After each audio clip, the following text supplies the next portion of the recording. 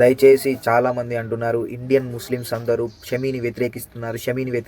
ఎవరు వ్యతిరేకిస్తున్నారు సార్? చాలామంది ఇండియన్ ముస్లిమ్స్ సపోర్ట్ చేస్తున్నారు. ఎందుకంటే రంజాన్ టైంలో కూడా సెమీఫైనల్ మ్యాచ్లో 100% ఎఫర్ట్స్ పెట్టాలి, 100% ఇవ్వాలని చెప్పేసి మన భారత పేసర్ షమీ గారు అయితే ఒక మంచి డెసిషన్ తీసుకున్నారు. ఎందుకంటే ఉపవాసం ఉంటే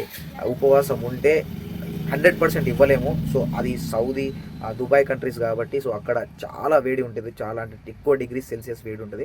సో అలాంటి వేడిలో ఖచ్చితంగా డ్రింక్ చేస్తే మంచిది, ఎందుకంటే 100% ఎఫర్ట్స్ ఇవ్వాలి కాబట్టి. సో తర్వాత ఇస్లాంలో కూడా ఎవరైతే సఫర్ సఫర్ అండ్ ఎవరైతే అనారోగ్యంతో ఇస్లాంలో కూడా ఎవరైతే అనారోగ్యంలో ఉంటారో, ఎవరైతే ఆ మార్గంలో ఉంటారో, అంటే వేరే ప్లేస్లకి వెళ్ళి ఉంటారో, వాళ్ళకైతే రోజా అనేది ఎక్సెప్షన్ ఉంది. వాళ్ళు ఉండకపోయినా ఏం కదని ఇస్లాంలో ఉంది. అలా చూసుకుంటే షమీ గారు వేరే కంట్రీలో ఉండడం వల్ల ఆయనకి ఎక్సెప్షన్ ఉంది. ఆయన ఉండకపోయినా కూడా ఏం ప్రాబ్లం లేదు. ఆయన పర్సనల్ మ్యాటర్.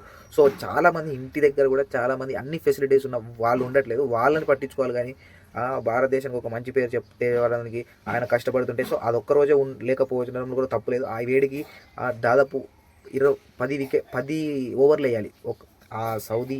దుబాయ్ వేడిలో 10 ఓవర్లు వేయాలి.